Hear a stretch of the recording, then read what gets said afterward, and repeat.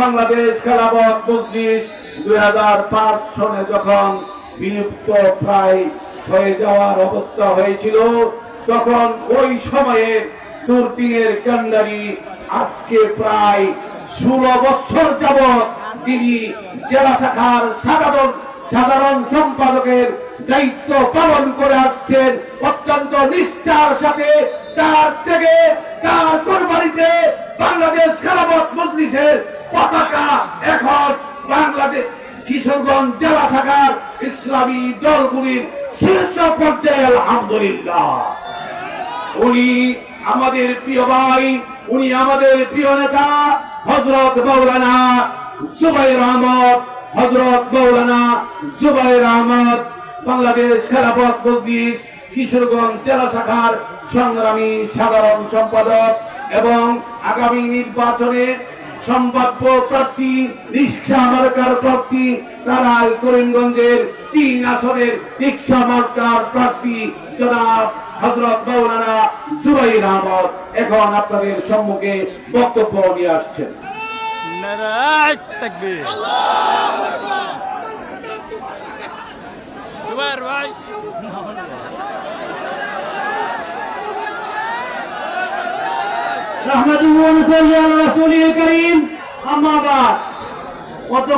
সম্মানিত সভাপতি সাহেব, আমার বাংলাদেশ খেলাফত মজলিসের যিনি আজকে আগমন করছেন আমাদের কারা নির্যাতিত নেতা হযরত মাওলানা মামুনুল হক সাহেব, উনি অতি সম্মানের নিকটে ও কতক্ষণের মধ্যে আমাদের মাঝে উপস্থিত হবেন। আমাদের বক্তব্য দেওয়ার সময় এখন নাই। আমরা দীর্ঘ অনেকদিন যাবৎ আমাদের এই বাংলাদেশ খেলাফত মজলিসকে শুধু ধরে রেখেছি এবং বাংলাদেশে আমাদের কিশোরগঞ্জ জেলার বিভিন্ন উপজেলা এবং বিভিন্ন ওয়ার্ড পর্যায় পর্যন্ত আমরা যে কাজকে এগিয়ে নিয়েছি, কিন্তু বাংলাদেশ খেলাফত মজলিস যে আছে, এই বাংলাদেশ খেলাফত মজলিসের নামটা অনেকেই জানে না। আমি বলতে চাই, আমাদের মামুনুল হক অত্যন্ত শ্রদ্ধেয় ব্যক্তি, অত্যন্ত আদরের ব্যক্তি, অত্যন্ত হৃদয় স্পন্দন। উনি যে হলেন আমাদের বাংলাদেশ খেলাফত মজলিসের মহাসচিব।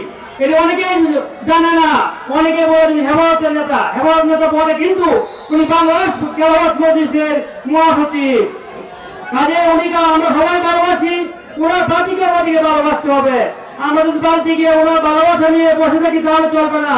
আমাদের জন্য প্রয়োজন আমাদের বাংলাদেশ খেলাফত মজলিসকে জোরদার করা, ওনার হাতকে শক্তিশালী করা এবং ওনার পার্টির মধ্যে যোগদান করা।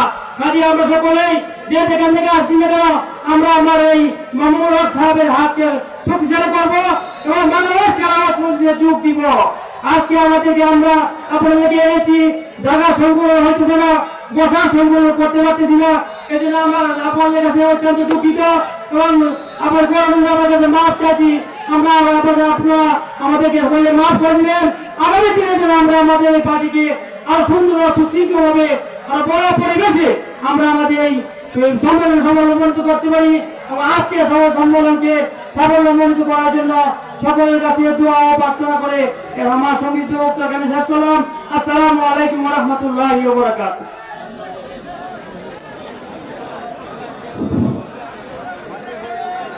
আলহামদুলিল্লাহ,